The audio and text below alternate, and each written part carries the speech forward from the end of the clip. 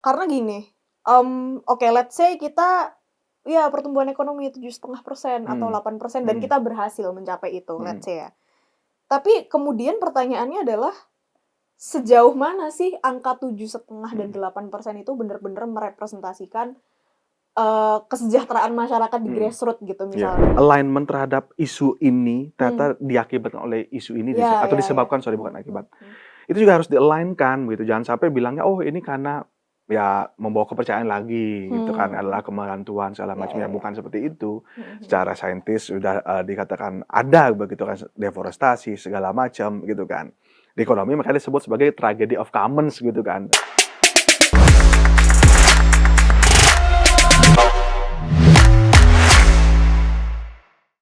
Halo, selamat sore. Ini di Jakarta sore kebetulan waktu kita tapping, Iya, kembali lagi di Ngobrol Kebijakan bersama aku Vele Primaresti selaku manajer riset dan program dari The Indonesian Institute. Kayaknya udah lama banget nggak nge-host di podcast ini dan hari ini kita bersama ekonom kita, weh. ya bukan ekonom ya, ini masih belajar nih. Putu Rustadijaya, peneliti bidang Mhm. ekonomi di Indonesia Institute. Iya, jadi, hari ini kita akan ngobrol hal yang sebenarnya lagi rame dan kayaknya semua orang lagi ngomongin. Ya, Yaitu, bencana berupa banjir dan tanah longsor di, betul.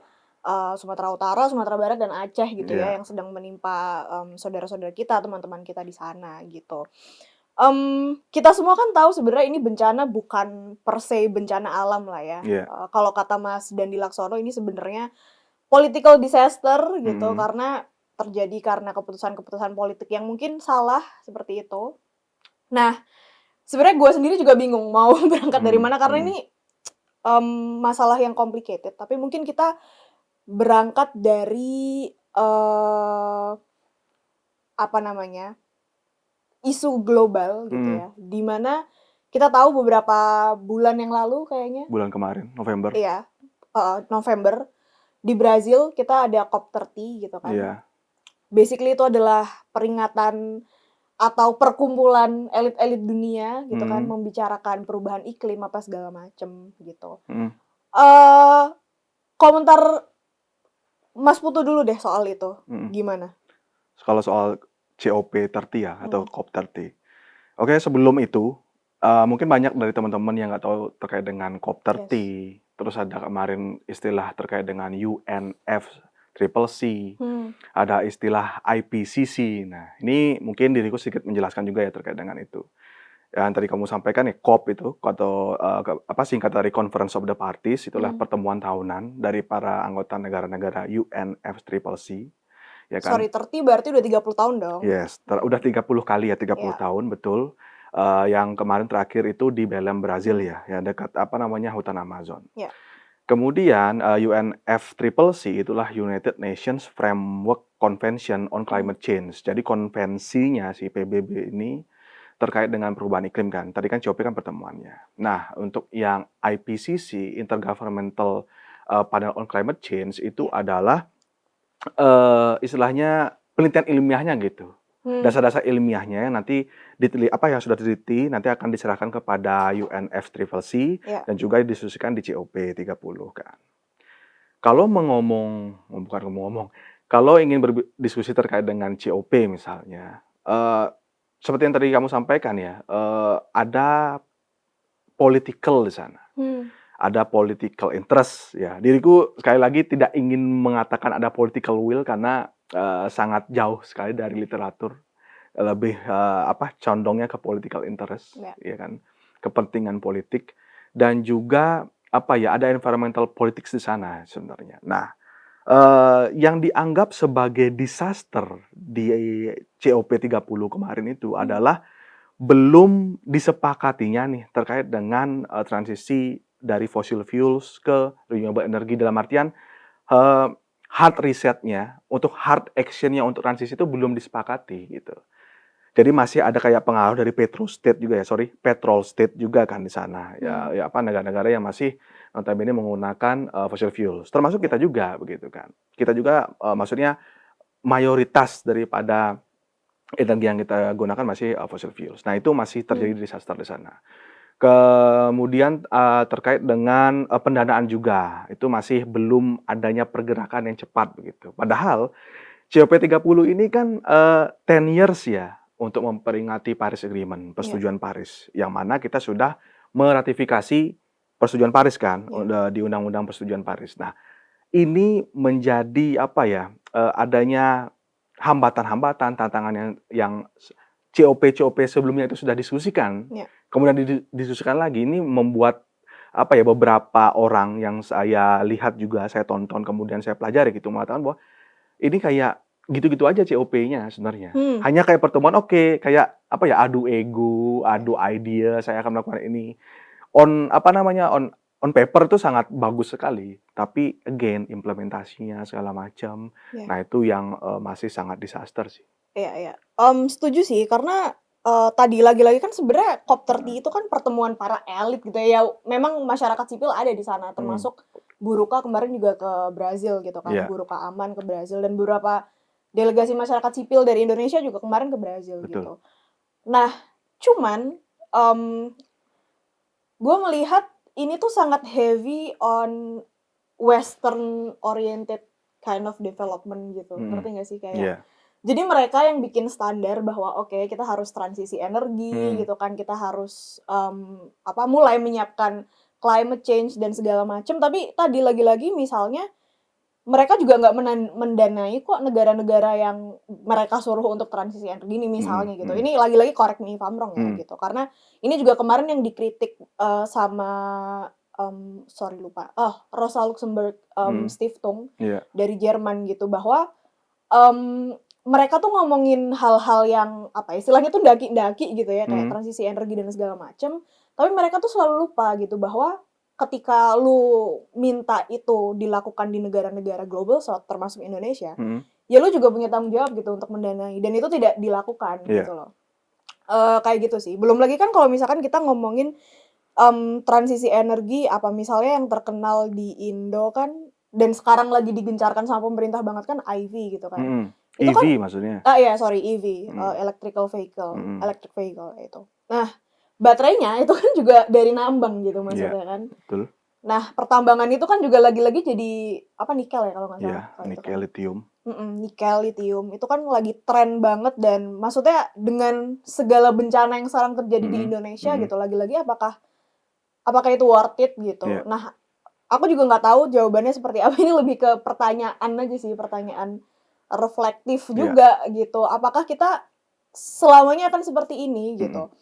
Mmm, Minggu lalu kita ada di acara Kaula dan, mhm, salah satu mas-mas jurnalis dari Kompas iya, kalau nggak Mas salah Arief ya, ya, Mas Arief, Mas Arief Kompas, menjelaskan bahwa dan aku sangat setuju gitu, sebenarnya yang menjadi masalah itu bukan pembangunannya gitu mhm, kan, tapi bagaimana cara kita melakukan pembangunan mhm, gitu. mhm, Yang jadi masalah selama ini pemerintah kan selalu ekstraktif ya, oke, kayak dan ekstraktif itu mungkin dalam beberapa poin kayak mencontoh cara barat, aku nggak mhm, tahu gitu mhm, kan. Karena, ya dengan konsep pertumbuhan ekonomi, GDP itu kan iya, sebenarnya konsep-konsep barat gitu. Nah, mhm, sementara kan kita harusnya punya konsep pertumbuhan kita sendiri mhm, gitu, konsep pembangunan kita sendiri. Mengingat ya kita punya masyarakat adat yang banyak yes, gitu kan correct, misalnya, atau ya hal-hal semacam itu. Nah, iya. di sisi ekonomi seperti apa? Kayak gitu tuh. Pertanyaan yang tadi kamu ajukan pertama itu sebenarnya adalah pertanyaan seluruh masyarakat juga sebenarnya ya. Bukan cuma organisasi masyarakat sipil ya, tapi Mmm, juga, para ahli, terus kemudian para earth scientist, bahkan mmm, bahkan ilmuwan-ilmuwan yang bener-bener kayak totally mathematicals banget gitu, ya kan, math mmm, banget nih orangnya, scientific banget, itu juga mempertanyakan etikal yang sama, pertanyaan etik itu yang tadi kamu sebutkan. Kenapa si negara maju ini mmm, yang mereka notabene telah mengeksploitasi begitu kan, ekstraksi, apa namanya, sumber daya alam, sejak industri revolusi begitu kan, sehingga mereka iya, perekonomian menjadi maju dan segala macamnya. Dan di sekarang itu, apa namanya, menuntut begitu negara-negara berkembang, negara miskin untuk melakukan hal yang sama, untuk transisi lah begitu, bukan melakukan mhm, hal yang sama terkait dengan eksploitasi. Nah, eee itu adalah pertanyaan daripada environmental politics juga sebenarnya, Vel, mmm, begitu. Nah, pertanyaan-pertanyaan tadi. Kenapa negara miskin berkembang harus melakukan itu, kenapa kita harus melakukan transisi energi, apa yang kita dapat lakukan, kebijakan apa yang nanti kita harus implementasi dan segala macam itu semuanya adalah environmental politics. Ya. Eee, yang menjadi pertanyaan itu bukan, apa namanya, apakah sulit melakukan transisi energi ataukah kita harus melakukan transisi atau enggak, Hmm. kan begitu. Pertanyaannya adalah bagaimana caranya, ya gitu kan, kita dapat melakukan transisi energi itu. Karena kembali lagi, kalau kita sudah mau ngobrolin terkait dengan perubahan iklim, yang masih mungkin, ini menurut pendapatku ya, jadi masih banyak masyarakat yang berpikir bahwa perubahan iklim ini adalah, oh hanya di isu yang berada di suatu negara begitu. Sebenarnya enggak kan. Ya.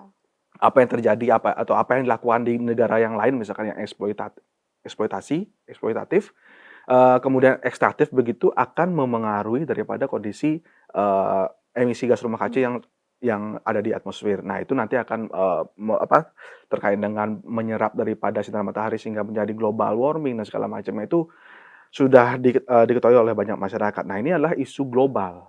Makanya di COP kemarin itu, COP 30, kita, masyarakat semuanya di sana itu ada collective action gitu loh.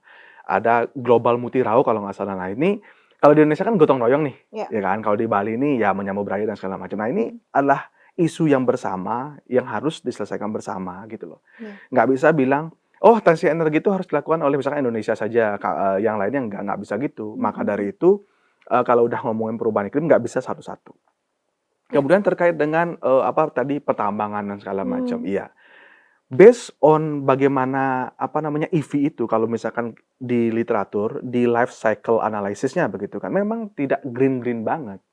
Karena kan tadi ada yang menambangkan nikelnya seperti apa, apakah sudah menerapkan keberlanjutan di sana, ada prinsip-prinsip, tambang keberlanjutan segala macam, terus bagaimana dampak di area tambangnya untuk masyarakat Ya. begitu.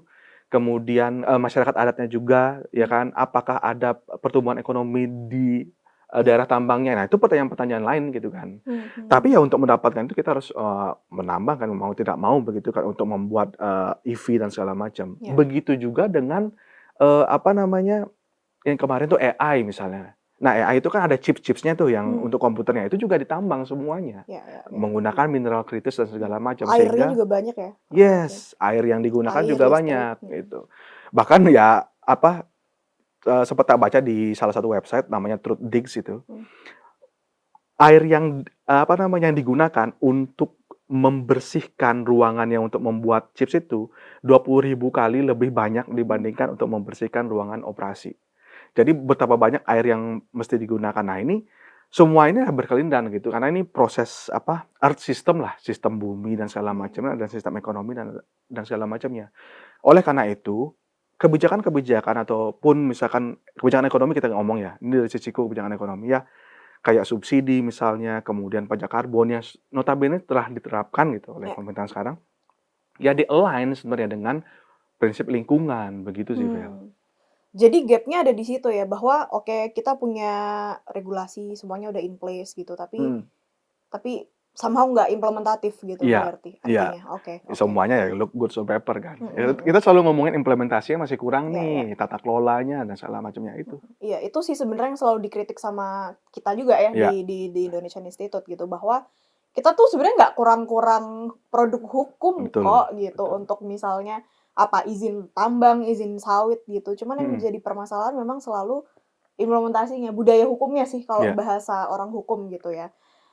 Itu. Nah, ini juga yang menarik karena kemudian muncul diskursus gitu bahwa, mhm, "Iya, ini semua terjadi karena kapitalisme," gitu kan. mhm, Nah, lagi-lagi juga mungkin bukan soal kapitalismenya gitu mhm, ya, tapi bagaimana kemudian kapitalisme itu dicoba diimplementasikan, tapi kita nggak menerapkan good governance gitu mhm, loh. Itu sih teman-teman. Jadi, transparansi, akuntabilitas itu memang sangat jelek dan terutama di masa-masa sekarang di mana ini udah 17 hari kalau nggak salah ya, mhm, pasca banjir dan longsor di Sumatera, komunikasi pemerintah, iya, lagi-lagi komunikasi mhm, publik pemerintah mhm, itu sangat-sangat buruk dan ini nggak hanya kami aja yang ngomong ya, mungkin teman-teman Greenpeace, Mas Dandi Laksono itu mhm. juga udah Banyak di media juga kok. iya, heeh. Maksudnya, tidak empati gitu Iya. kan, dan kemudian banyak juga pakar yang menilai bahwa ini kok pemerintah lemot Iya. gitu ya, malah justru cepetan teman-teman influencer nih gitu kan, Mhm. fundraising gitu, misalnya Ferry Irwandi dapat 10 miliar dan itu pun juga masih dijulitin gitu Mhm. bahasanya sama DPR gitu. Nah, lagi-lagi ini selalu menjadi catatan, kami gitu ya di Indonesian Institute bahwa komunikasi publik itu sangat penting gitu, Mhm. karena percuma nih pemerintah punya kebijakan baik, bagus, dan kami percaya pemerintah pasti punya banyak dong kebijakan bagus kan. Iya. Cuman ketika itu tidak dikomunikasikan dengan baik, masyarakat juga nerimanya nggak baik juga gitu Mhm. dan itu akan, sia-sia sih, itu mungkin. Ya kalau terkait dengan komunikasi publik ya, ini kan nggak cuma bagaimana caranya menyampaikan dengan baik ya, Hmm, tapi juga alignment itu loh, Vel. bener. Jadi ini Bisa membaca yes, momen membaca gitu momen dan kan, juga apa ya, eee, tahu tahu konteks konteks juga, gitu. alignment terhadap isu ini Hmm, ternyata diakibatkan oleh isu ini ya atau ya ya. disebabkan, sorry bukan Hmm, hmm, akibat. hmm. Itu juga harus di-align-kan gitu, jangan sampai bilangnya, "Oh ini karena ya membawa kepercayaan lagi," gitu kan, Hmm, adalah kemarahan Tuhan segala ya macam, ya ya ya. bukan seperti itu. Mhm mhm. Secara saintis sudah, dikatakan ada begitu kan, deforestasi segala macam gitu kan. Di ekonomi makanya disebut sebagai tragedy of commons gitu kan, Mhm. karena Apa tuh tragedy of commons? segala sesuatunya ini, abundance, banyak begitu Hmm, kan. Cuma karena kepentingan ya dan keserakahan manusia itu sendiri sebagai homo economicus ya. begitu kan.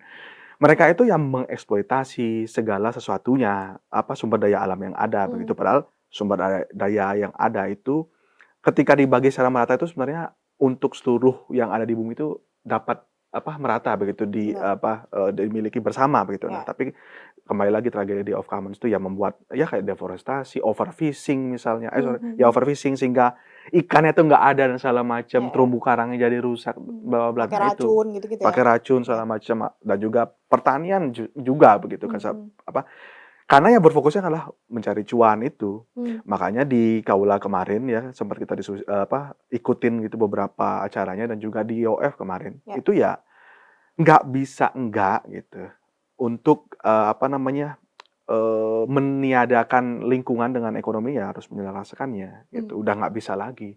Dan sebenarnya bisa juga sebenarnya, maka dari itu ada Sustainable Development Goals, mmm, maka dari itu ada ESG di sana, Environmental, Societal, and Governance gitu kan, kalau yang perusahaan-perusahaan. mmm, Baik itu mereka udah bikin laporan keuangan pun gitu kan, laporan tahunan, mereka juga punya laporan keberlanjutan. Nah di ya. sana sebenarnya, apa ya, mindset antara ekonomi dan lingkungan itu juga harus diselaraskan, Vel, Iya gitu. iya, setuju sih. Tapi ini correct me if I'm wrong ya, karena, Mhm. eee, dari yang aku amati, semua ini tuh sebenarnya bermula dari mindset pertumbuhan ekonomi, Mhm. gitu. Yang mana tadi lagi-lagi juga udah aku mention itu kan konsep barat, gitu Yap. kan. Karena gini, oke let's say kita ya pertumbuhan ekonomi 7,5% atau Mhm. 8% dan Mhm. kita berhasil mencapai itu, let's Mhm. say ya.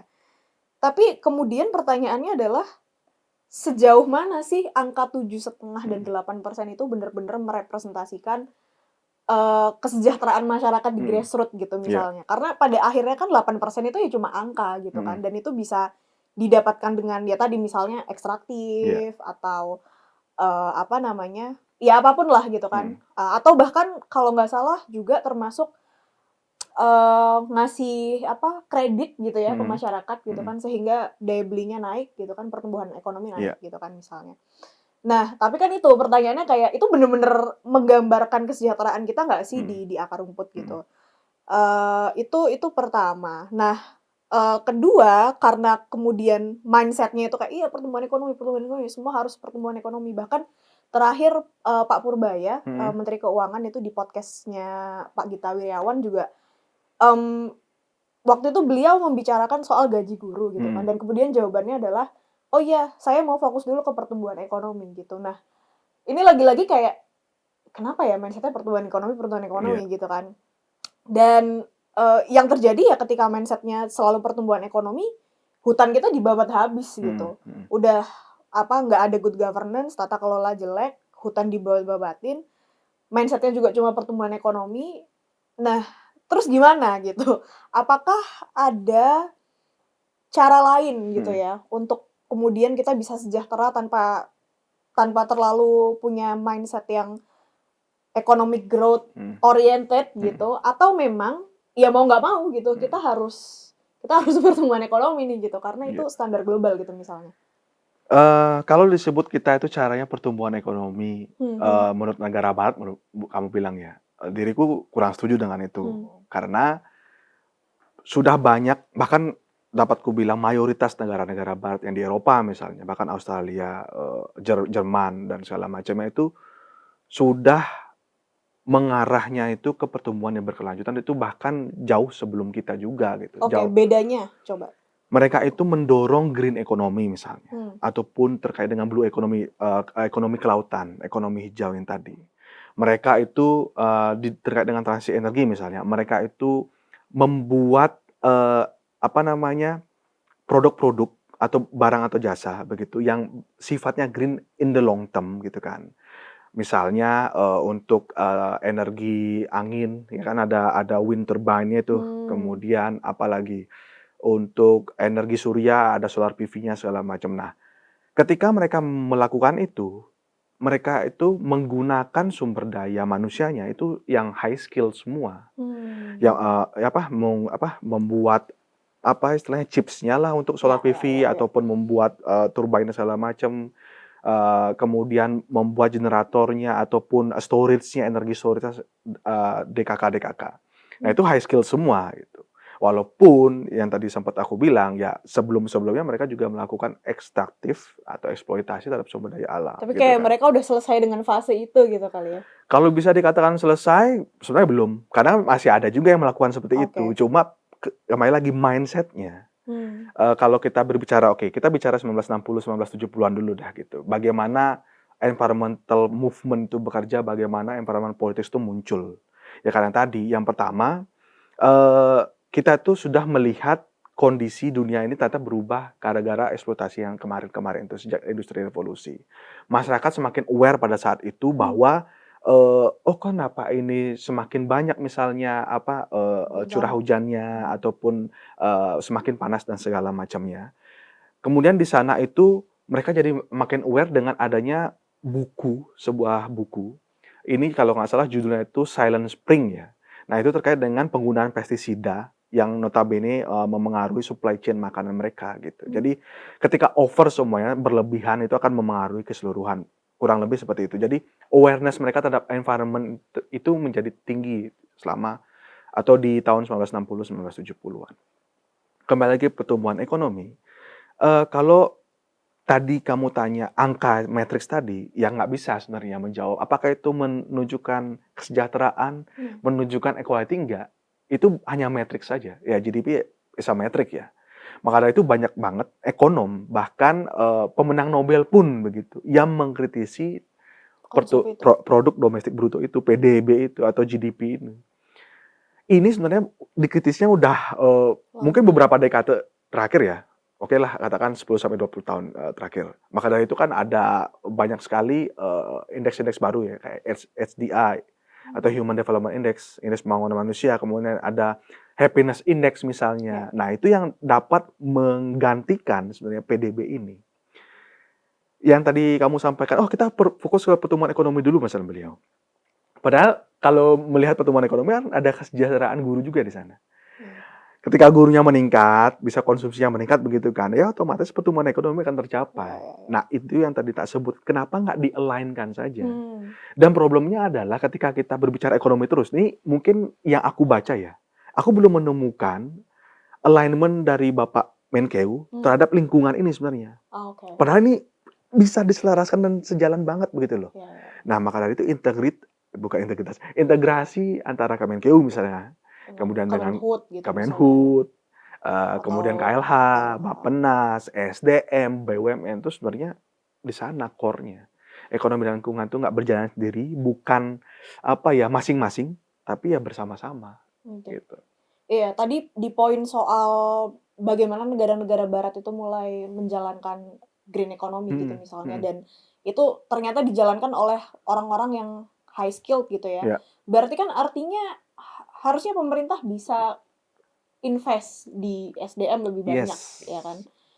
Tapi nggak tahu nih, kayaknya kayaknya aku pribadi sih belum melihat itu ya gitu. Mhm. Karena mungkin program prioritasnya kan sekarang MBG gitu yang Iya, lagi rame dan Koperasi Merah Putih betul. gitu kan. Yang itu juga banyak catatannya dan Iya, mungkin kapan-kapan bisa kita bahas iya. gitu. Nah, mungkin terakhir kali ya, Heeh, solusi gitu dan heeh, rekomendasi karena heeh. bukan TII kalau tidak memberi Iya, solusi dan rekomendasi begitu. Mungkin bisa dimulai dari Mas Putu dulu.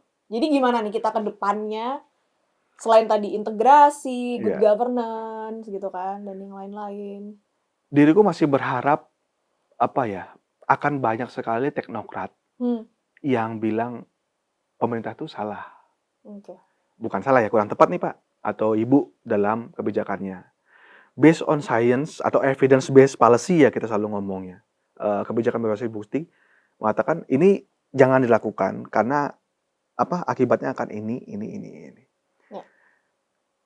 Selain teknokrat ini nanti semakin mendorong begitu evidence based policy, pemerintahnya itu juga harus mau buka telinga, Hmm, buka mata juga.